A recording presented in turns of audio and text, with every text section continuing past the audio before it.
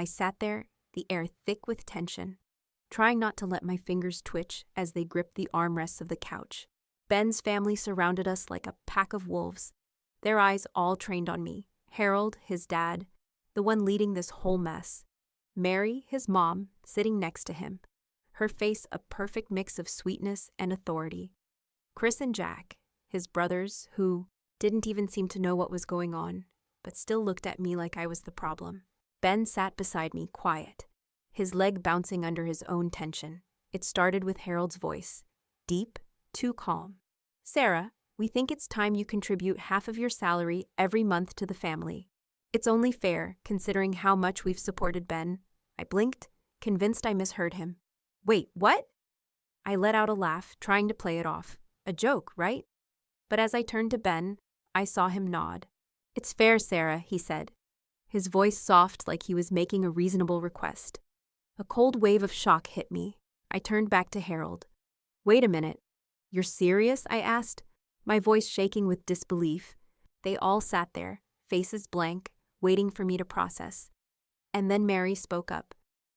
"We've helped Ben for years. It's your turn now, helped Ben?" I could feel the anger starting to build up in my chest. "I've been covering most of the bills for the past few years." "Most of our bills," I said, my voice tight. "I have my own responsibilities, and you want me to just hand over my salary?" "For what?" Harold's face didn't budge. "It's about family, Sarah. Families help each other out. Ben's been struggling. You're in a position to help now." "I'm in a position to take care of myself," I snapped, standing up now. "And if this is about family helping, then maybe I should stop working altogether and see how long you all last without my income." The words stung in the air like a slap, but I didn't care anymore. The silence that followed was heavy. Ben opened his mouth, trying to calm the situation, but I could hear his voice crack. "It's not a big deal, Sarah.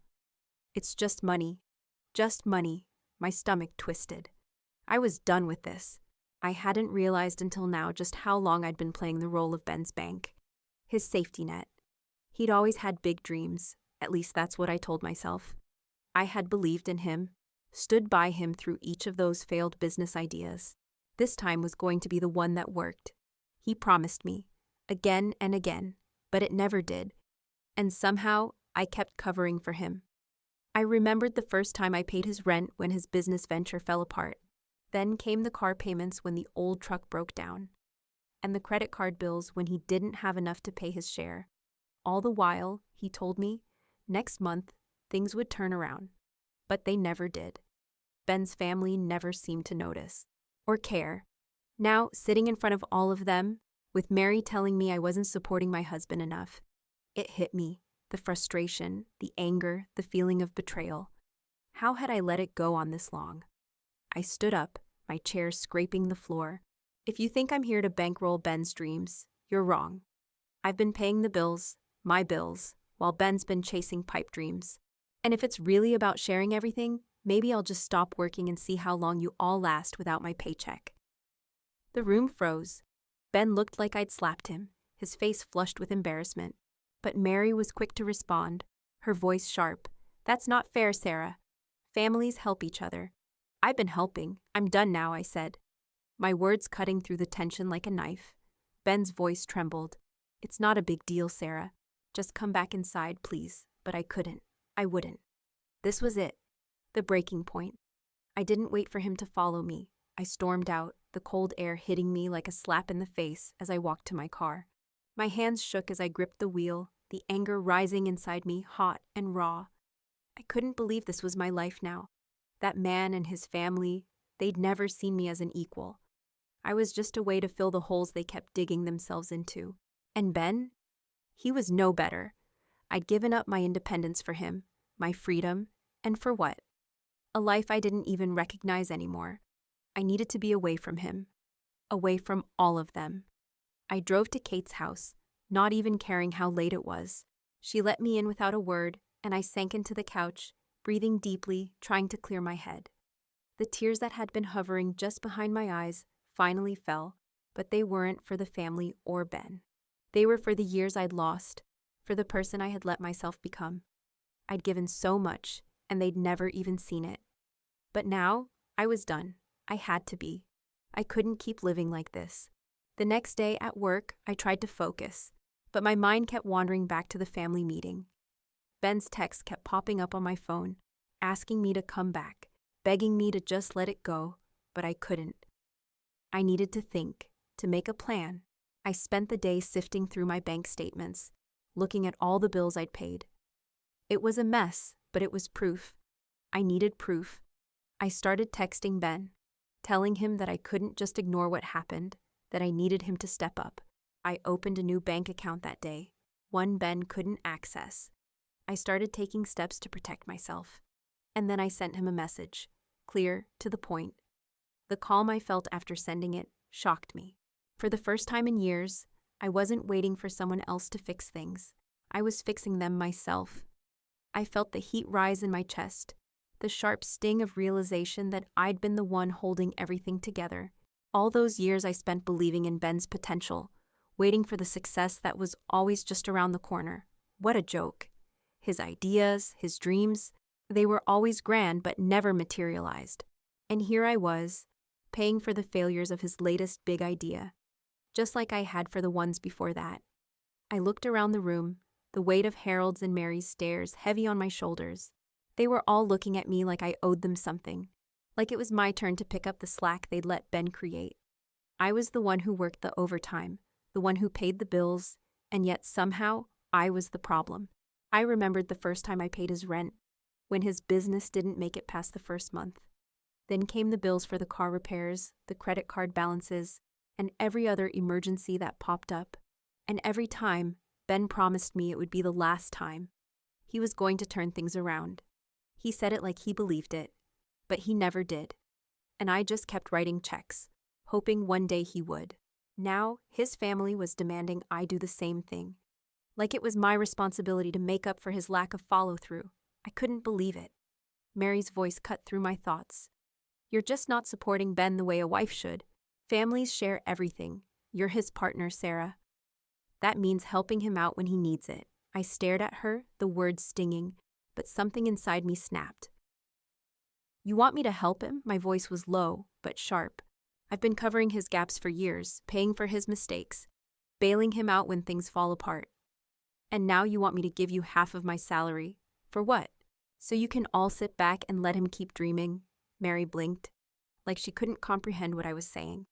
Harold's face was still stoic, but I could feel his judgment hanging in the air. Chris and Jack were awkwardly quiet, shifting in their seats, unsure of what to do. I was shaking now, and I couldn't stop it. I was so damn angry. I stood up, my hands trembling at my sides. If this is about family sharing, then maybe I'll just quit my job.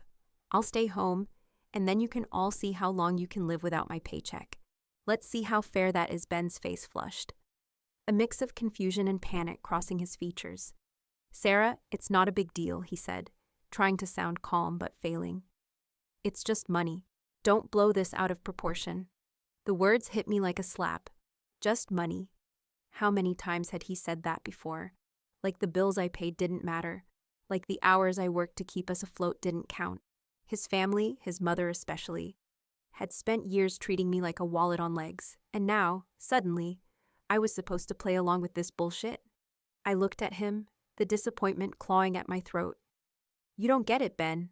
This isn't just money, it's everything. It's all the things I've been giving up, all the sacrifices I've made, and you haven't lifted a finger to meet me halfway. And now your family wants me to bail you out again?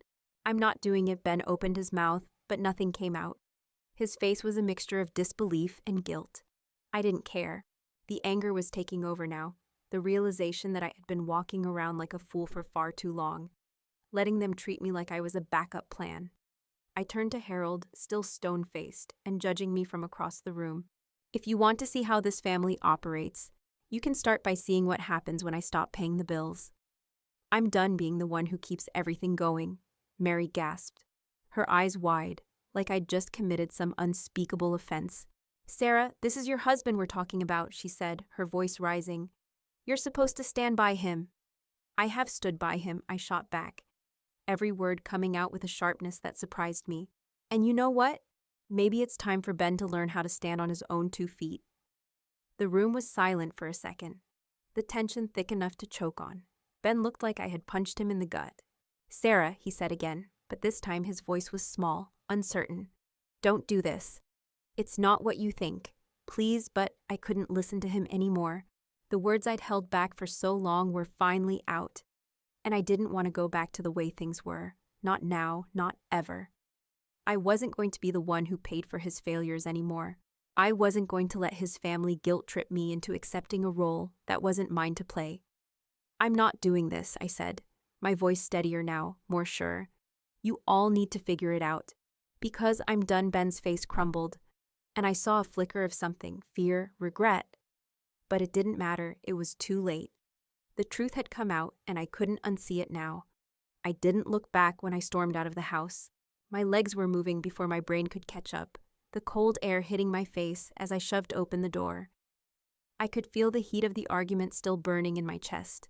My hands clenched at my sides. My heart pounded so loud, I didn't hear Ben's footsteps until he was right behind me, his voice calling out, desperate. "Sarah!" Wait, I didn't stop walking. I couldn't stop walking. "Don't follow me," but he did anyway, his breath coming fast as he reached for my arm, trying to pull me to a stop. "Please just listen to me. We can figure this out." I jerked my arm out of his grip, spinning on him. "No, we can't," I snapped, my voice catching for a second. "I've been listening for years, Ben. You and your family, this is how it's always been. And I'm done." His face twisted with something like confusion, but mostly guilt. He opened his mouth to speak again, but I held up my hand, cutting him off. Don't try to make this my fault." Not this time. I could feel his eyes on me, but I couldn't look at him anymore. I couldn't let myself.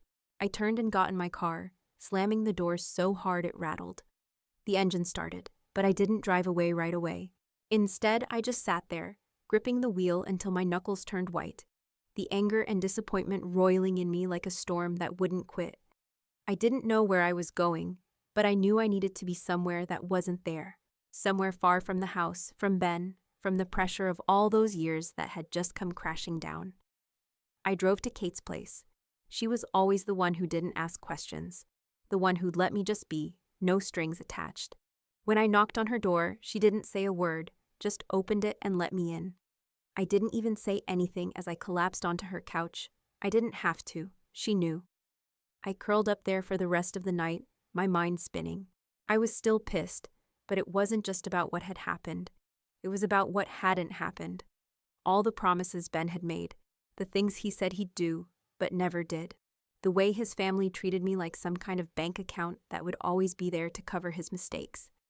I'd spent years working overtime to make up for his failures, to hold us together, to believe that he would turn things around. But now, it felt like I'd been carrying a weight no one had even acknowledged. Ben never saw me as a partner. He saw me as a way to fix everything that went wrong in his life. And so did his family. I wasn't a wife to them. I was a tool. That realization hit harder than anything. And I couldn't believe it took me this long to see it. I thought about the woman I used to be, the one who had dreams of her own, who wasn't afraid to stand up for herself, who didn't let anyone push her around. I had given all of that up for him, for us, or so I thought. I had compromised. I'd worked hard, and he just kept taking. I thought about the way Ben looked at me when I finally stood up for myself. There was something broken in his eyes, but there was no sorry in it, no real remorse, just guilt. The kind of guilt that only comes when someone knows they've been using you, but doesn't know how to stop. I ran my hands through my hair, gripping the strands hard like I could pull out all the anger and confusion that had built up over the years. I was so tired of it, tired of always being the one who gave, tired of being the one who had to make it work. Kate sat next to me, silent, her presence grounding me even though I didn't say anything. I couldn't tell her what had happened. Not yet. It was too raw, too fresh. But the truth was clear now, sharper than any knife. I had given up my independence, my own sense of self, all for a man who never intended to pull his weight. And I couldn't go back. Not to him, not to that life. I was done. I finally took a deep breath, feeling the weight of the night in my bones. It was over, this time for good. I couldn't fix him anymore, and I wasn't going to fix me for him either. The next day at work, I couldn't focus. I tried to throw myself into my tasks, but the hum of my computer and the buzzing of the fluorescent lights in the office felt like background noise to the storm still raging inside me. I glanced at my phone constantly, hoping the next text from Ben might be an apology, some kind of realization that he'd screwed up. But no, it was the same thing, over and over. Please come home. I need you. This isn't what you think, Sarah. We can fix this. We can talk about this. I ignored him each time. I couldn't even look at his name on the screen without wanting to throw the phone across the room. He didn't get it. He still didn't get it. I leaned back in my chair, staring at my screen without really seeing it. My mind kept circling back to the same question. How the hell did I get here? How had I let this happen? I wasn't stupid. I knew what I needed to do. I had to take control. I had to protect myself. I couldn't just walk away. My life, my income, it wasn't just mine anymore. I'd given up too much for him to just turn around and leave everything behind. I needed something more than just a fresh start. I needed to turn the tables. The first step was clear. Proof. I took a deep breath and opened my bank's app. My heart thudded in my chest as I dug through months of statements, scrolling through every line item, each one a reminder of how much I'd been covering for Ben. The rent, the car repairs, the late fees, the credit card payments. It was all there, in black and white. The weight of the money I'd spent to keep us afloat was suffocating, but it was also exactly what I needed. This wasn't just about the money anymore, it was about control. I opened my email, scanning through receipts from bills I'd paid over the years. I took screenshots, saving everything, proof. I needed to document it all, because if this went down the way I thought it might, I'd need every ounce of leverage I could get. My phone buzzed again. Another text from Ben. Sarah, please come back. We need to talk. You're overreacting. Let's work through this. I stared at the message for a second, my fingers itching to type a response. But I knew better. He wasn't listening. He wasn't hearing me. He was still trying to manipulate me, trying to make it seem like I was the one causing all this chaos. I set my phone down and started typing. Not to him, but to myself. I needed to be clear. I needed to be strong. I'm done. I can't do this anymore. You've had your chance. You've lied to me, manipulated me, and used me. And now it's my turn to take back control. It wasn't just a message. It was a declaration. I felt a little bit of weight lift from my shoulders as I hit send. Ben would probably ignore it, or worse, try to gaslight me again. But I didn't care. I was doing this for me, not for him. I spent the rest of the day making calls. I researched opening a new bank account, one Ben couldn't touch. I needed a place where I could put my money without worrying about him draining it or trying to take what wasn't his. I felt sick at the thought, but I couldn't ignore what needed to be done anymore. As I was leaving the office, Ben texted again. You're making a huge mistake. This will pass. Just come home, I laughed bitterly to myself, my grip tightening around my keys. A mistake? It was clear now. He wasn't the one who had to change. He never would. But I could change. I had to change. I wasn't just walking away. I was building my life back. I didn't know yet how I was going to do it, but I was going to figure it out. When I got home, I walked past Ben, sitting on the couch, eyes pleading. I didn't look at him, didn't say a word.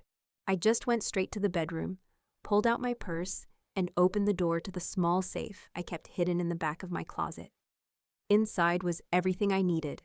Important documents, birth certificate, insurance info. I grabbed my passport too. I wasn't leaving just yet, but I had to be ready. The reality of it hit me then. I wasn't just protecting my finances. I was protecting myself. Tomorrow I'd take the next step. For now, though, I stood there for a second, breathing in the quiet. The weight of everything still hung over me, but I didn't feel quite as suffocated anymore. Ben knocked softly on the bedroom door. Sarah? I didn't answer. I didn't have anything left to say. Not yet, anyway. I didn't wait for some grand moment of realization. There was no speech or dramatic goodbye. I had waited long enough for Ben to get it, and he never did. So I decided to take matters into my own hands. That morning, while Ben was at work, I made my move. I had already gathered everything I needed: a new lock, the tools, and a plan. I wasn't asking for permission anymore. I was taking back control, and the first step was cutting off his access to everything. The apartment, my life, my space. I went to the front door and started unscrewing the lock. It wasn't easy, and I had to muscle through it, but I was done being polite, done being considerate. I wasn't just protecting my money, I was protecting myself.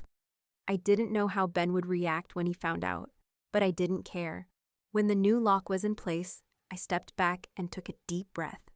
For the first time in a long while, the tension in my chest eased just a little. I'd done something for me. By the time Ben texted me that he was on his way home, I was already sitting on the couch, trying to calm my nerves. It wasn't about him anymore. It wasn't even about the bills or the mistakes or the past. It was about finally taking control of my own future. When he walked in through the door, his face immediately twisted in confusion. He stopped in the entryway, his eyes darting to the door, then to me. "What the hell is this, Sarah?" he demanded. His voice was tight, and I could see the anger start to simmer beneath the surface. I didn't flinch. I didn't move. "It's over, Ben," I said, my voice steady. "This is the consequence of your actions. You wanted me to contribute to your life like I've been doing for years, but now you get to deal with the reality of what happens when I stop." Ben stepped forward, trying to open the door, his hand already on the knob. "Let me in," he growled. "This is my apartment too." I stood up, my heart hammering, but my feet planted firmly on the ground. "Not anymore. You don't get to walk in like everything's fine," I said, my voice clear. "You've been using me for too long. I'm done with that." His eyes blazed with fury, and before I knew it, he shoved me aside, pushing past me toward the door. But I wasn't backing down, and I wasn't alone. Kate, who had been sitting quietly on the couch with me, stood up the moment she saw Ben make his move. Kate wasn't the kind of person you messed with. She was built like a linebacker, and when she stepped forward, blocking the door, Ben froze. "Back off, Ben," Kate said, her voice low and firm. She didn't move, didn't give an inch. "She's not doing this alone. Not now, not ever." Ben's eyes flicked between me and Kate, and I could see the realization hit him. He wasn't going to win this fight, not anymore. He took a step back, his fists clenched at his sides. "You've really done this, huh?" he spat, his voice full of venom. "You think you can just kick me out like I'm some kind of stranger? You're my wife." "Not anymore," I said quietly but firmly. "Not after everything you've done. I'm taking back what's mine, Ben. My life, my money, my independence.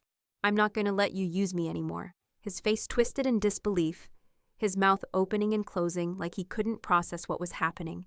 "This isn't you, Sarah. You don't mean this. You'll come to your senses. You'll see that this is a mistake." I shook my head slowly. "No, Ben. You've had plenty of chances. This is me seeing things clearly for the first time in a long time. You're on your own now. You need to figure it out." He made a frustrated noise in his throat, stepping back toward the door. "You're making the biggest mistake of your life," he muttered. I didn't care. The weight of his threats, his manipulation, they didn't matter anymore. What mattered now was my peace, my freedom. I crossed my arms over my chest, standing tall. "I'm not your safety net anymore. Not now, not ever." Ben glared at me for a moment longer, then turned and stormed out of the apartment, slamming the door behind him so hard the walls shook.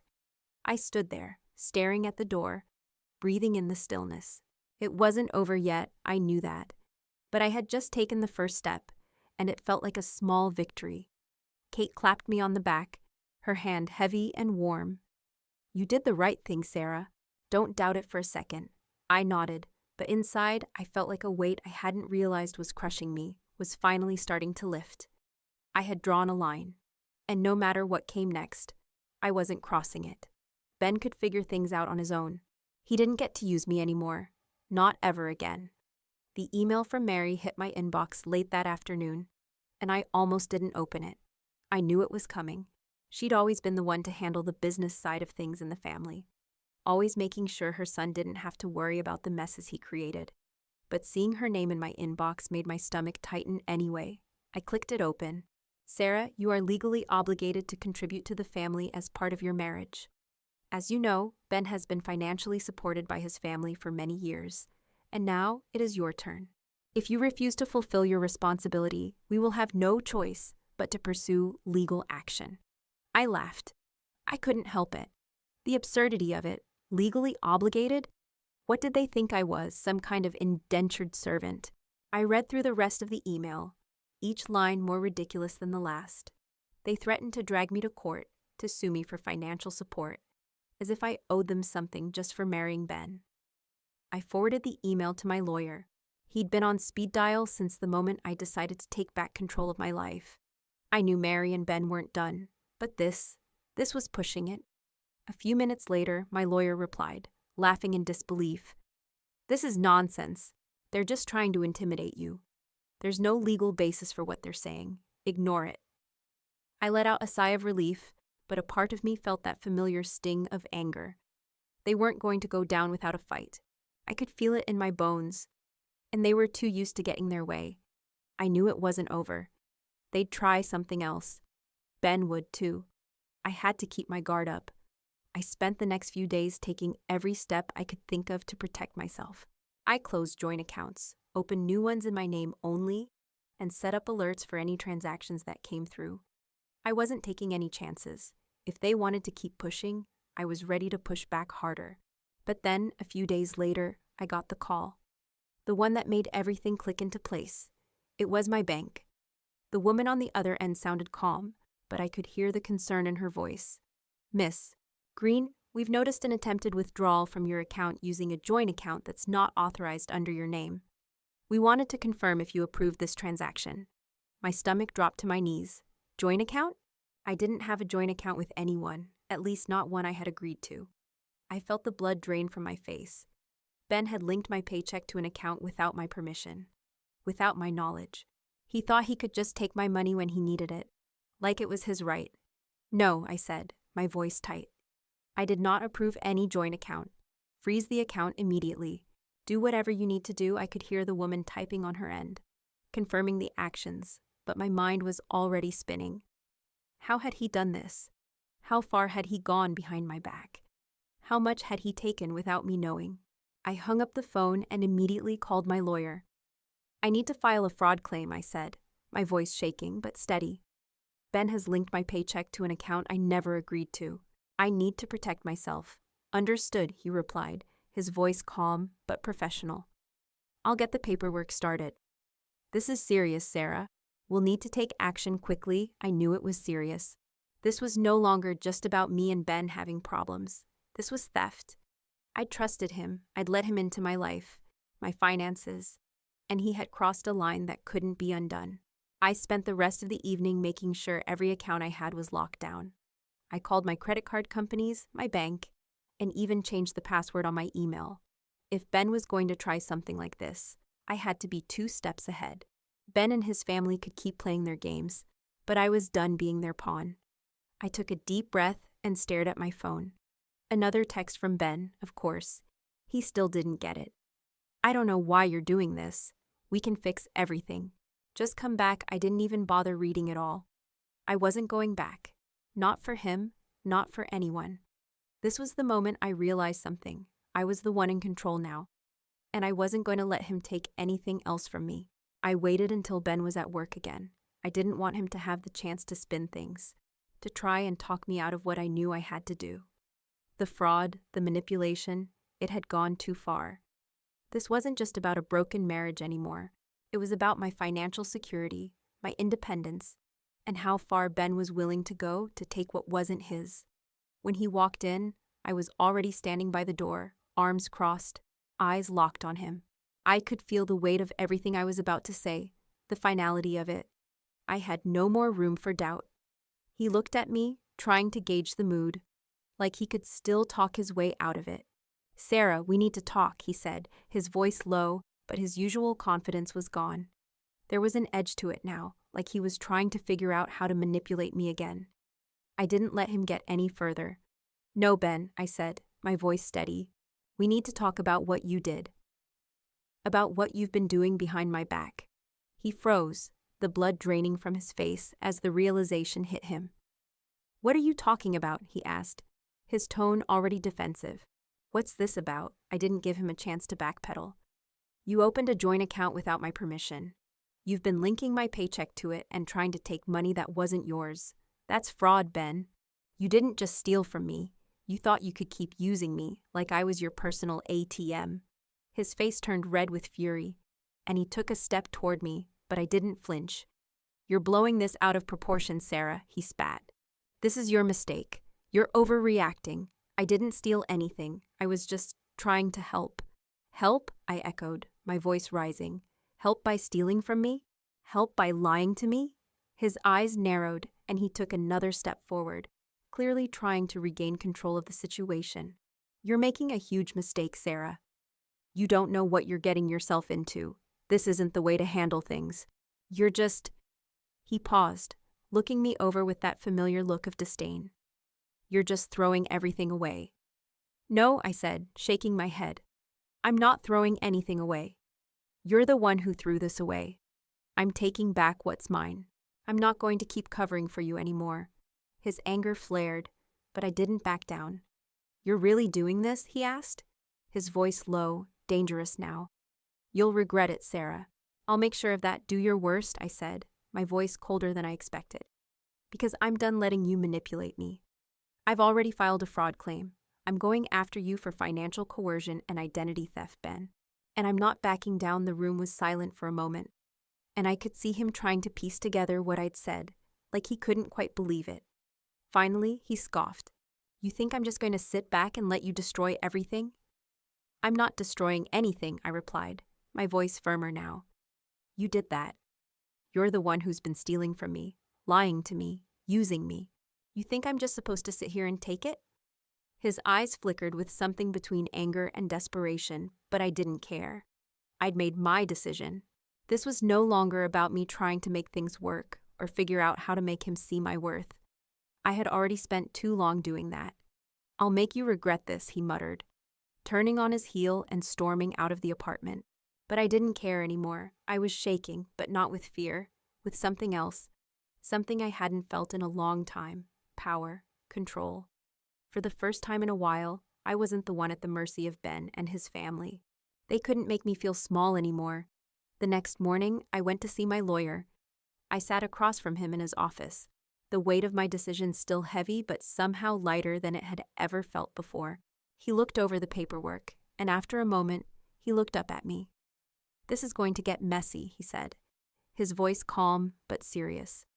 "If you want to move forward with this lawsuit, we need to be prepared for a fight. They're not going to let you walk away easily." I nodded, feeling the fear creep into my chest for a second, but I didn't hesitate. "I'm ready," I said, meeting his gaze. "I've already been through enough." "I'm not backing down," he smiled slightly, nodding in approval. "Okay then. We'll move forward." The process started right then. And though I knew it would take time, lots of time, I felt something shift in me. The fear that had held me back for so long, the guilt, the uncertainty, it was all starting to melt away. For the first time, I was doing something that was mine. Not for Ben, not for his family, just for me. I didn't look back, not even once. I was done being manipulated, done being afraid. I was ready to take back my life. It had been a few weeks since I filed the fraud claim, and I thought things were finally settling down. I had my lawyer in my corner, and I was focused on the legal process, determined to push through. But life, it seemed, had other plans. I was at work one morning, buried in spreadsheets, trying to block out everything except the numbers. The usual hum of the office was interrupted by a sharp knock on my door. My assistant, a nervous young woman, popped her head in. "Sarah, there's someone here to see you." Her name's Mary. I froze. The air left my lungs. I didn't need to ask who she meant. Mary? Ben's mother. What the hell was she doing here? "Tell her I'm not available," I said quickly, trying to keep my voice steady. But it was too late. Mary's voice pierced the quiet of the office as she barged in, flanked by her self-righteous energy like a cloud of smoke.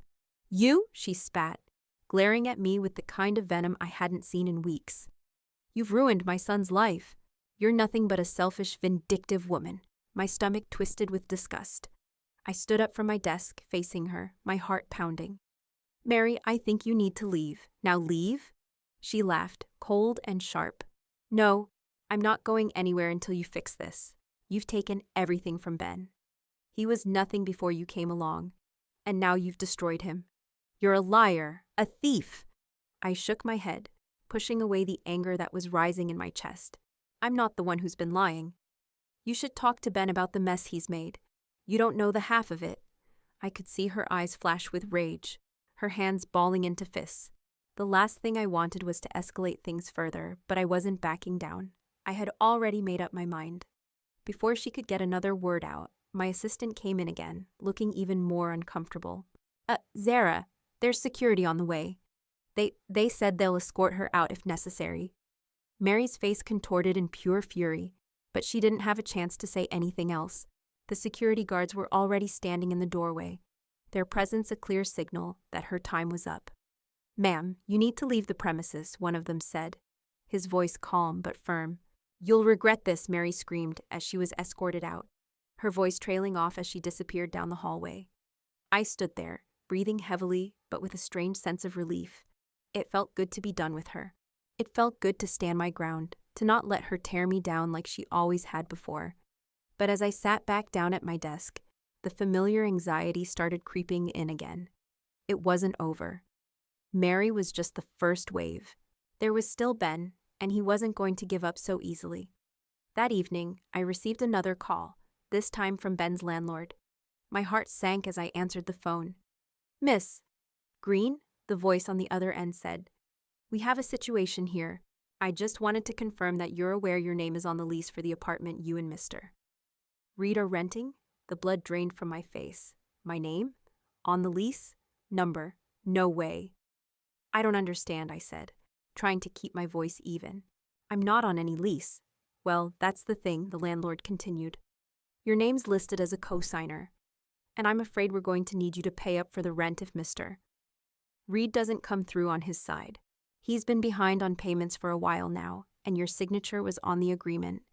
You're legally responsible. I couldn't breathe. The world felt like it was spinning, my mind racing to process what I had just heard. Ben had forged my name on the lease? That was something else entirely. He and Mary had pulled off something bigger than I had imagined. It was like they had been planning this all along, using me in ways I never even realized. Can you send me a copy of the lease? I asked, my voice tight. The landlord agreed, and I hung up the phone, my hands trembling. I couldn't believe it. They had gone so far beyond anything I had expected. They had thought they could just keep using me, controlling my finances, forcing me into a situation where I had no choice but to pay for Ben's irresponsibility. I sat in my living room, staring at the floor, the weight of it all crushing down on me. My lawyer had already filed the fraud and identity theft claims, but this was next level. This wasn't just fraud. This was a calculated attempt to manipulate my life, to lock me into their mess. I took a deep breath, my anger rising once more. I'm not going to let them get away with this, I muttered, standing up and pacing across the room. I was done playing nice. I was done being passive. Ben, Mary, they wanted to force me into their web. I was going to turn it around on them. And now I had the proof I needed. They were about to learn that I wasn't a woman to be pushed around anymore. The next morning, I called my lawyer again. I wasn't just going after Ben anymore. I was going after both of them, and I was going to make sure they paid for what they had done. Add forgery to the lawsuit, I said firmly, my voice a little more confident now. We're adding fraud, identity theft, and forgery. Let's make sure they never try this again. It was a step forward, finally, a step that felt like real control. I wasn't going to let them do this to me anymore. The pressure was mounting, but I could feel something else building inside me too. Power, and it felt damn good. I had everything I needed.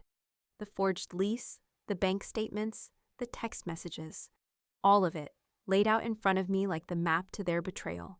I'd been building to this moment for weeks, gathering evidence, putting together the pieces of the web they'd spun around me. I knew it was time to face them both. When Ben and Mary showed up at my apartment that afternoon, I could feel the tension in the air before they even knocked. They thought they could intimidate me, Guilt tripped me into backing down. But I wasn't the same woman anymore. I had my life back, and I wasn't going to let them take it from me any longer. I opened the door and saw them standing there, Ben with his usual blend of arrogance and guilt, and Mary with her smug, self-righteous smile. Neither of them knew what was coming. "Sarah," Ben started, his voice softer than usual, like he thought he could talk his way out of this. "We need to talk. This has gone too far." "No, Ben," I cut him off, my voice steady, no trace of doubt left. "I'm done talking. You and your mother have been lying to me for far too long." I stepped aside, letting them into the apartment. I didn't need to invite them in anymore.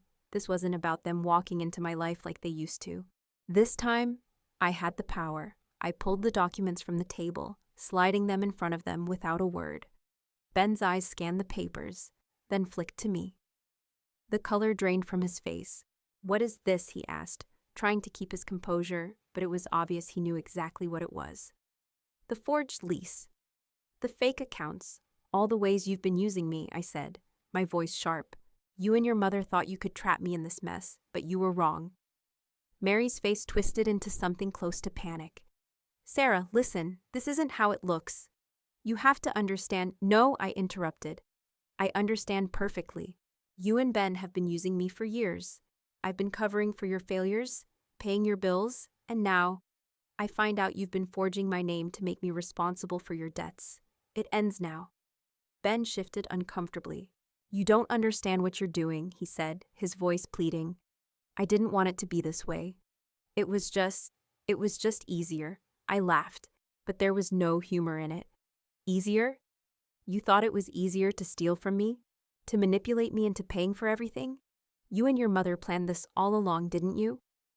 Ben didn't speak. He just looked away, his jaw tightening. "Answer me, Ben," I said, stepping closer. "Was this all part of the plan? To use me for my money and drag me into your mess?" He exhaled, a long, defeated breath, and nodded slowly. "Yes," he admitted, his voice barely above a whisper. "We thought you'd just keep paying, keep cleaning up after me. I thought it would all work out. I'm done, Ben." The words felt like a weight lifting off my shoulders.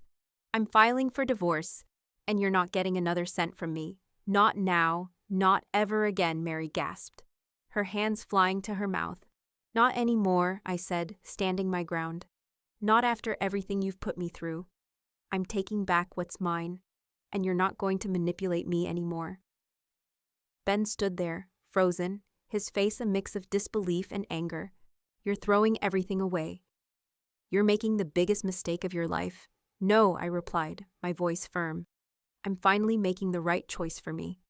Mary stepped forward, her voice a little less controlled now. "You'll regret this, Sarah. You'll never be able to get away from us. You think you can just walk away?" "I'm already gone," I said, the finality in my words ringing loud.